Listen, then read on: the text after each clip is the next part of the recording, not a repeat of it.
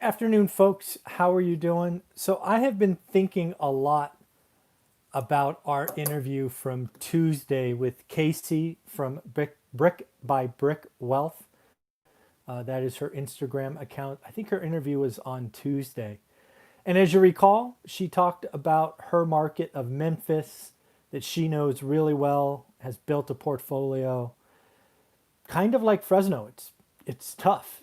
It's competitive, and owner occupants are bidding up and really making it hard to find a good cash flow property. But the part of the conversation that has really got me thinking for the last 48 hours is really what happens if schools don't open, whether that's college, high school, middle school, grade school, preschool, all of them. What happens if schools don't open? And this is really, this has bothered me because I think schools not opening could prove to be the ultimate winner and loser situation. On the winning side, the story is pretty good, right? You get the option, perhaps like Casey, where you go, you know what? Instead of looking for a house in my city, I'm going to go look for a second home. I'm going to go create year-long memories of living by a lake or a river or the mountains or whatever.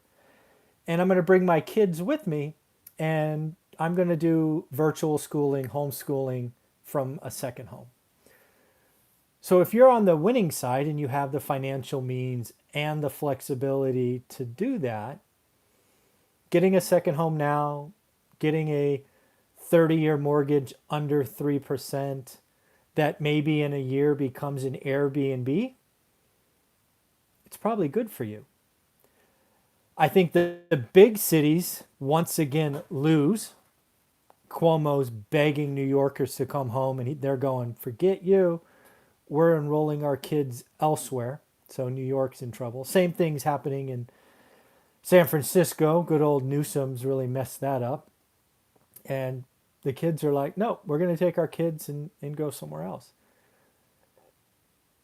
You know, when you're a parent and your kids in middle school, it's hard to think about moving, right? Because their kids have friends and you think about them and all of that. But this situation has made that not as much of a big deal. What you want to give your kid now is room and options and experience.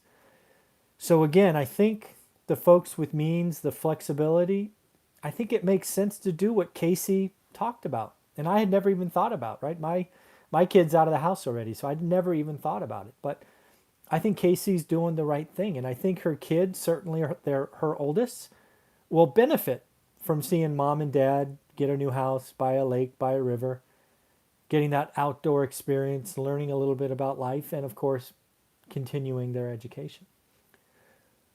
I think the cities lose. I think the suburbs win. I think we have a mismatch of infrastructure because I don't know that the school system in the suburbs is ready for the influx of students, but they have a year to get ready. I think the city budgets are toast, so they're in trouble. But here's the problem I still can't get around. What happens to the single parent, the single mom, the single dad, who's who when their kid goes to school is when they work, whether that's in the service industry, grocery store, retail, whatever it is. They go to school, they then go to after school activity. That was what we had to do with ours, right? We would drop her off around, I don't know, it's been a while, 7:30 maybe, and we'd have to get her by 5. So one of us would drop off while the other one picked up. But what happens to the single parent? What happens to the single parent who can't work from home? That's really bothering me. What do they do? Right? Maybe they're in the service industry, so they're laid off. Maybe they get asked to come back but can't because they have kids' responsibilities. Do they move home? Maybe that's not an option. Maybe that's not a good option. Do they move in with friends? Do they stay on unemployment? Do they need housing assistance? This kid's not going to school, I think, is a bigger deal than I had given any thought to. I had never thought of it. I'm sorry. My child's almost 30, so I've long since forgot, grade school, middle school drop-offs.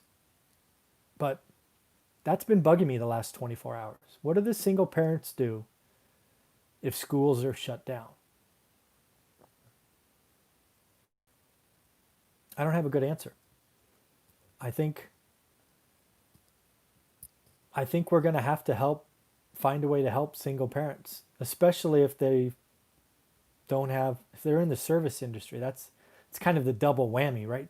They have physical labor, they're physically selling hours as opposed to working remotely. That's going to have an impact. I don't even know if they're going to be counted as unemployed now that I think about it, right? Because in order to be unemployed, you have to not only be out of work, but actively looking for work. So I wonder if you're a single mom or a single dad and you fundamentally can't work because you have a 4-year-old's responsibility or whatever it is, I think we have some sticky things to work out. Yeah, so I don't have a good answer. I'd love to hear from you. Maybe there's something going on in the media that I've missed because this schooling thing doesn't hit my radar a lot. So maybe there's something going on that I don't know. But I think it's going to impact real estate. As far as real estate and real estate investing goes, I think it's just another reason to go to the suburbs, to get out of the city. You want space, you want backyard, you want areas where the kids can be loud and parents can work from home. So again, I just think it's gasoline to the exodus from big cities to suburbs. Zoom cities, Lake Tahoe, I just talked about this morning. Getting a lake house, a river house as a second home. Great idea. Probably never a better time. Go get a 30-year mortgage under 3%, live there for a year, and then Airbnb it afterwards. It's probably a genius idea. Casey from Brick by Brick Wealth talked about that on Tuesday with us. But I'm really worried about the single parent and what happens. I don't know. That bugs me. So let me know. Love to hear from you. There's just some more pain to go in the second half. I hope this stimulus thing gets through and we actually have a bill versus a bunch of acts where there's nothing happening. We have some people that need help and we need to help them. Take care.